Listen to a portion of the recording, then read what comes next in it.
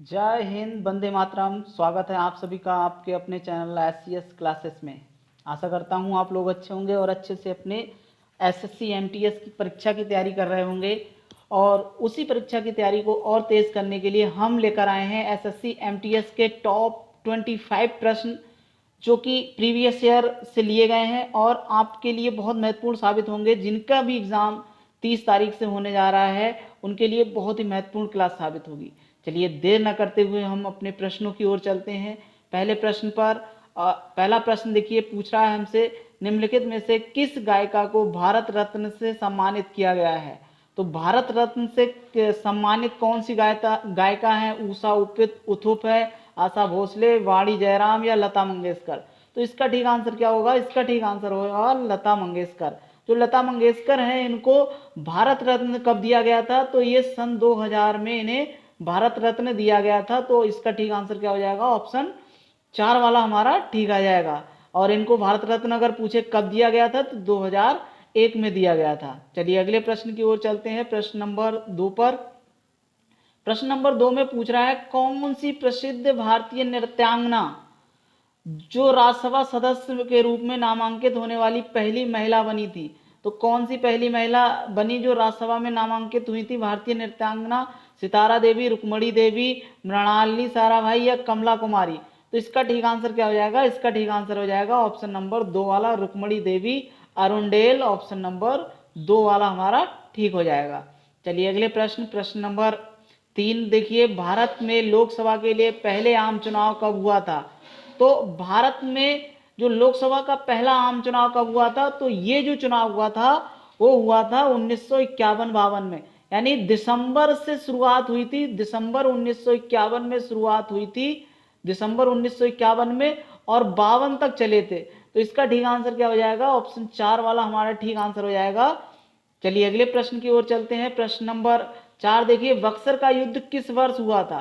तो बक्सर का युद्ध कब हुआ था? 1769 में, 1764, 1761, 1757? तो इसका ठीक आंसर क्या हो जाएगा? इसका ठीक आंसर हो जाएगा हमारा ऑप्शन नंबर 2 वाला ठीक हो जाएगा। 1764 में बक्सर का युद्ध हुआ था। और आपको पता होना चाहिए 1753 में क्या हुआ था? ये प्लासी का युद्ध हुआ था। कब हुआ था? 1757 में प्लासी का युद्ध हुआ था। तो इसका ठीक आंसर हो जाएगा हमारा ऑप्शन नंबर 2 वाला ठीक हो जाएगा। अगले प्रश्न, प्रश्न नंबर 5 की ओर चलते हैं। 5 नंबर देखिए क्या पूछ रहा है, गांधी जयंती के उत्सव को चिन्हित करने के लिए डैश डैश इसे अंतरराष्ट्रीय अहिंसा दिवस के रूप में मनाता है?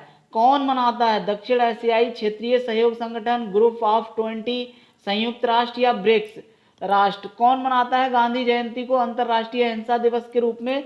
तो इसका ठीक आंसर क्या हो जाएगा हमारा? 5 का ठीक आंसर क्या हो जाएगा हमारा? 5 का ठीक आंसर हो जाएगा हमारा तीसरा वाला, संयुक्त राष्ट्र।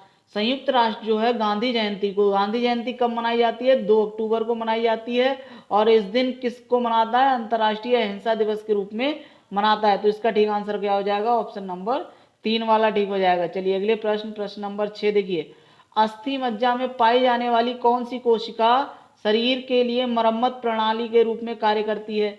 तो मरम्मत प्रणाली के रूप में कौन सी कार्य करेगी जो अस्थि मज्जा में पाई जाती है? मूल कोशिकाएं, वसा कोशिकाएं, अस्थि कोशिकाएं या मांसपेशियां कोशिकाएं? तो कौन सा ठीक आंसर हो जाएगा?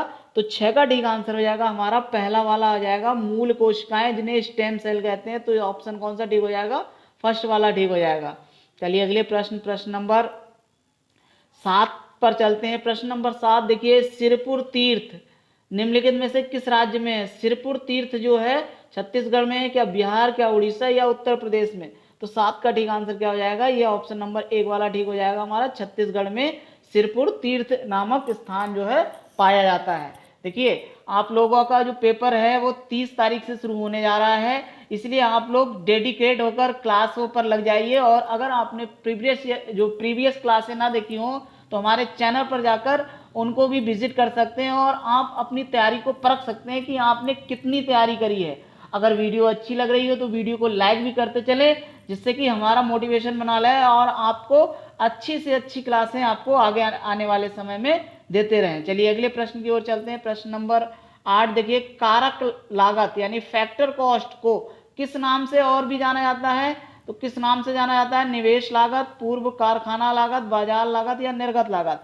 तो 8 का ठीक आंसर क्या हो जाएगा? निवेश लागत, जो इनपुट कॉस्ट बोलते हैं। ऑप्शन नंबर 1 वाला ठीक हो जाएगा। चलिए अगले प्रश्न, प्रश्न नंबर 9।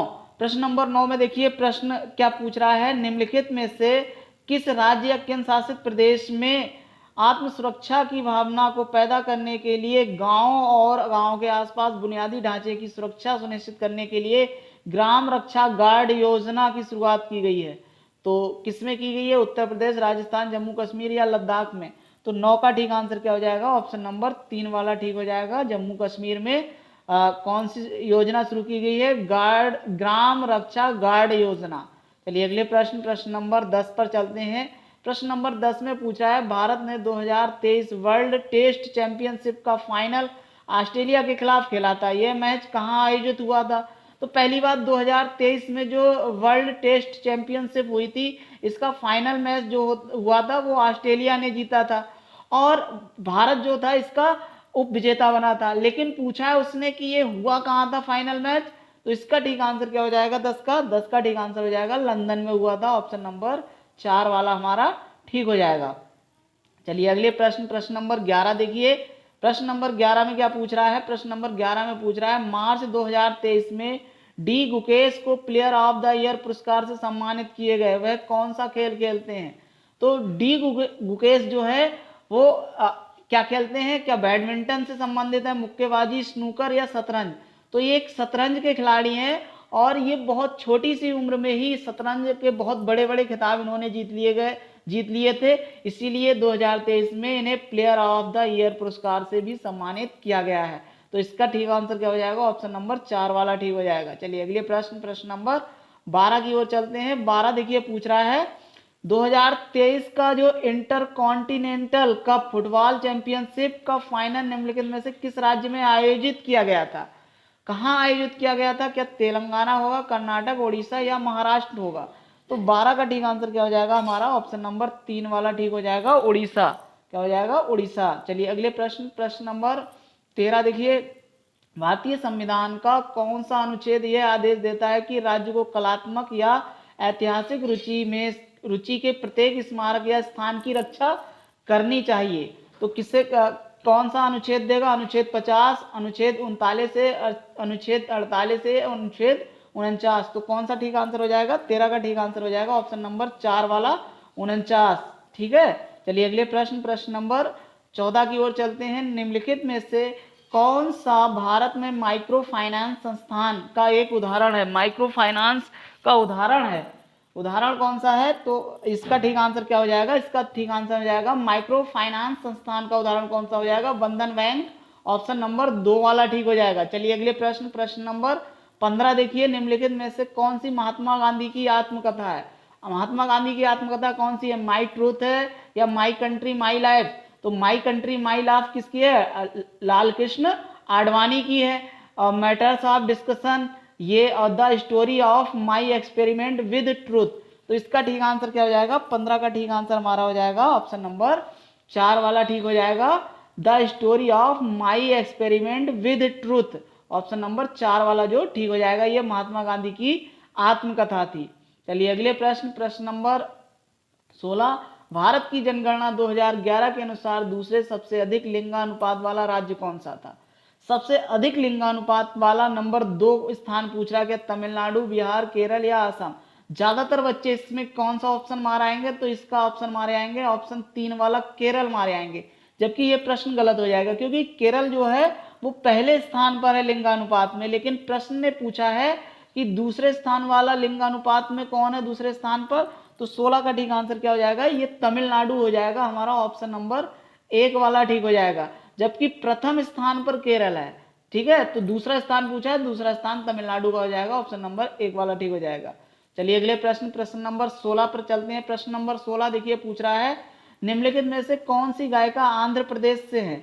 तो आंध्र प्रदेश से कौन सी गायिका है? उषा उत्थुप है, एस जानकी, अलका याग्निक या आशा भोसले? तो 17 का ठीक आंसर क्या हो जाएगा? इसका ठीक आंसर हो जाएगा ऑप्शन नंबर 2 वाला ठीक हो जाएगा, एस जानकी जो है वो आंध्र प्रदेश से संबंधित है। चलिए अगले प्रश्न, प्रश्न नंबर 18 देखिए, निम्नलिखित में से कौन सा राजस्थान का प्रसिद्ध लोक नृत्य है? तो कौन सा है? तो पाला जात्रा होगा क्या, चेंगलो होगा, दसकठिया होगा या कालबेलिया? तो इसका ठीक आंसर क्या हो जाएगा? ये कालबेलिया जो नृत्य है ये जो है वो राजस्थान से संबंधित है, कालबेलिया नृत्य। ठीक है, तो इसका चौथा वाला ऑप्शन ठीक हो जाएगा, ऑप्शन नंबर 4 वाला ठीक हो जाएगा।